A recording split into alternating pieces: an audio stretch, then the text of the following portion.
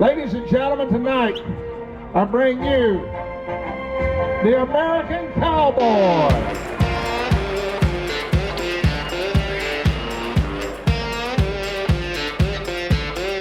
I walked into the Midwest Invitational Rodeo and I saw all this excitement around me. I saw the children, all the vendors, I saw cowboys, black cowboys. You've never seen black cowboys like this.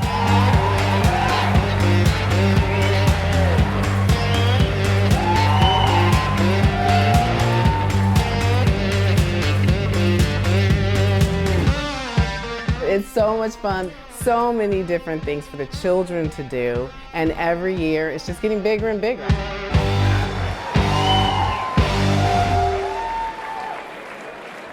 My name is Nicole Scott.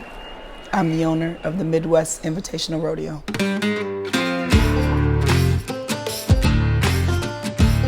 The Midwest Invitational Rodeo is a little bit different than most rodeos. Our rodeo is an event. It is more than just coming to a rodeo or coming to something and you see a production and then you leave. Ours is more of an environment. It's kind of like a family reunion. You see people that you haven't seen in a while. You'll see your cousins, you bring your aunt in. It's educational, it's exposure. We want to get people involved in our culture.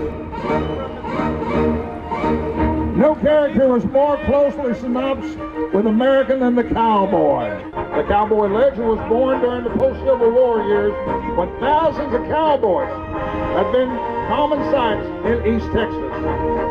Even before the war, crews were often composed of slaves, but some of the riders were free men who subsequently became quite successful.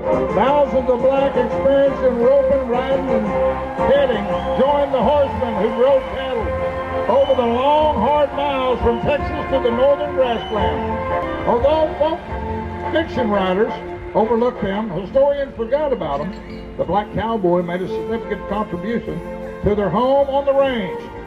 You see these real-life characters that are third and fourth generation cowboys that are there and they're doing their thing. And this is really who they are. You know, we grew up in an environment where I went to predominantly white schools all of my life. And I wanted to see something a little bit different. I never knew this history. I didn't know that the first cowboy was an African-American person. My name is Halima Davis. I'm the manager of the Children's Library and the Hype Teen Center here at Detroit Public Library.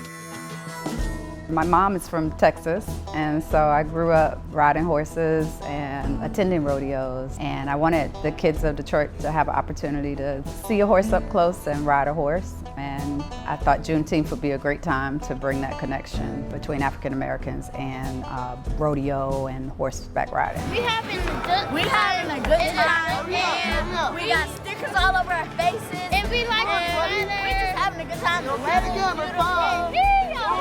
They were very excited. For some kids, it's their first time seeing a horse. The group that brought the horses was Detroit Equestrian Play Therapy, and they made sure that every kid that wanted to ride a horse rode a horse. We had not just riders, but we had a 17-year-old roping champion, so he showed the kids how to rope a steer and some other techniques. This rodeo is a celebration of the African-American cowboy. A lot of people don't understand that the African-American cowboy was around during the Old West. The movies, especially the spaghetti westerns, you never saw an African-American in those. But the experts and those who studied say that a third of all cowboys that worked on the trails driving cattle from Texas and Oklahoma to the railheads in Kansas were African-American or Native American or Hispanic.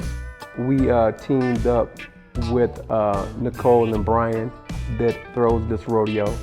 And we're all working together to try to make more African Americans, for sure, come together to start rodeoing, no matter what part of the world they're in. My audience is everybody. We have people from 3 to 83. I met someone whose grandfather always wanted to be a cowboy. And so they got an opportunity to do that, to see one. Cowboying is generational. We've got some families that are involved in this event and others that were on the third, fourth, and sometimes the fifth generation. I think it was a great day for everybody. For some customers, it was their first time being at the library and also being at the library doing something a little different. So I think it just was a good event to bring the community together. Our rodeo is to encourage the next generation. I would like to expose our youth so we can continue, so we can keep things going. The kids, the faces, I want to do more. I want to get those kids involved in 4-H. I want to get them involved in other organizations where they'll learn.